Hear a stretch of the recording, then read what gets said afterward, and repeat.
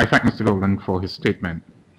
I now give the floor to Mr. Gibril Faal, Chairman of the African Foundation for Development in the United Kingdom and migrant representative. President of the General Assembly, Secretary General of the United Nations. 6 years after the high-level dialogue of 2006, in these meditative times of post-2015 reflections, we gather here again to discuss migration and development and seek transformative new approaches. I look out into the room.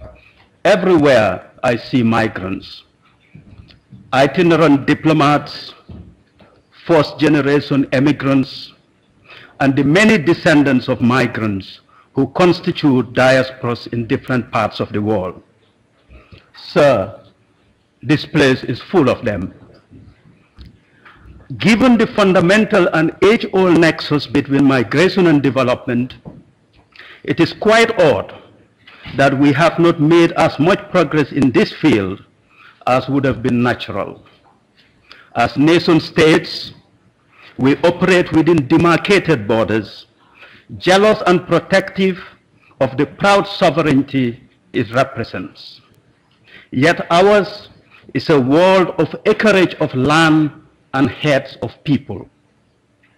It appears that we sanctify the acreage of land and the privileges thereof to the pernicious expense of heads of people and the humanity therein. We defend against the scheming migrant who encroaches on our land and realm, not seeing the aspiring person who yearns for a decent and good life for herself and her family. Your Excellencies, ladies and gentlemen, a change of attitude towards migrants and diasporas is imperative if a new partnership is to be established. Partnership with diasporas need to be based on a solid foundation where suspicion and mistrust are allayed and tokenism surpassed.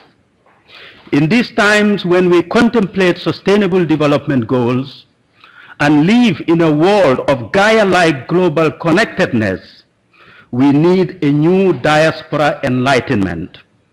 We need to be comfortable in the transnational characteristics that defines migrants and diasporas. And we need to reaffirm the eternal virtues of transnationalism.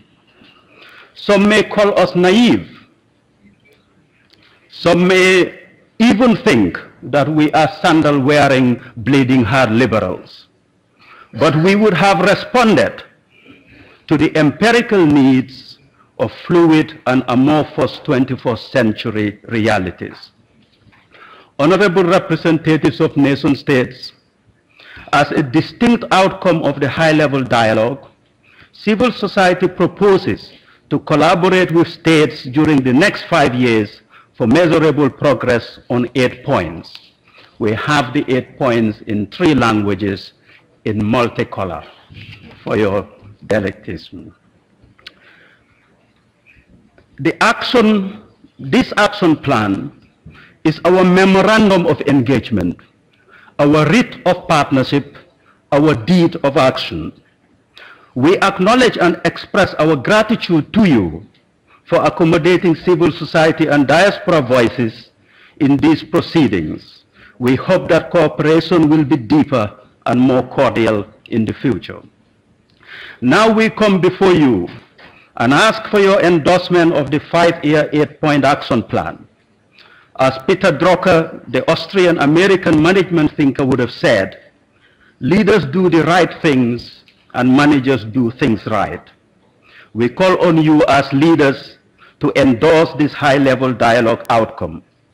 It will be a result, real and apt, true and fair.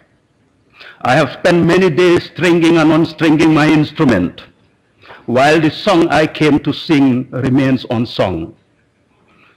That is the poetic caution given to us by Rabindranath Tagore, the Bengali writer. As we look forward, I am reminded of the audacious advice of Chukwu Emeka Chikezi, the British Sierra Leonean co-founder of Ford. Let states, migrants, and diaspora together aspire for full employment, he said. This vision is big and noble enough to unite all those who yearn to see decent jobs for everyone, that people will have the dignity to live off the honest sweat of their brow, that disillusioned youth will be less receptive to destructive movements and nihilistic ideologies, that migration itself becomes a genuine choice, not a desperate necessity. Perchance, the generation to come will not know of the grotesque horrors and human misery of dysfunctional migration. Your Excellencies, ladies and gentlemen, I see migrants with constrained resources and pressured circumstances extract their families from poverty within a generation. I see governments, multilateral agencies, and NGOs with massive resources and state privileges admit the self-evident failures of combating chronic poverty. I am a simple man. I make a deduction. Perhaps these migrants know how to do development. It is indeed true that for many diasporans, contribution to development of country of origin and heritage is not a job of work or the fulfillment of a political mandate or even the heroic response to a pinch on the conscience. For them, development is a way of life, the very stuff of life, the support of families, communities, and countries. 200 million migrants, millions of second-generation diasporans support 1 billion people in the developing world. Here we are, a veritable partner for development.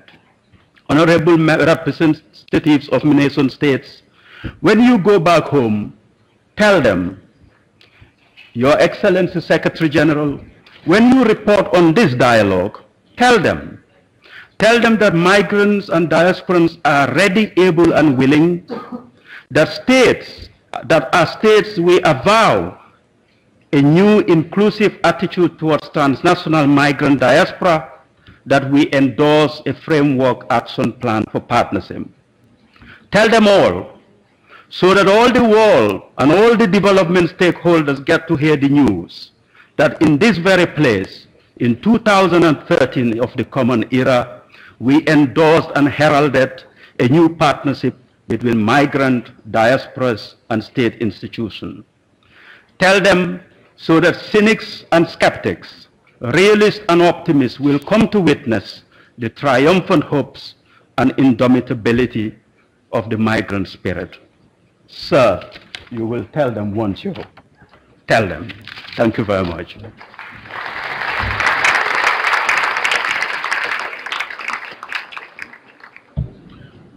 I thank Mr. Faal for his statement.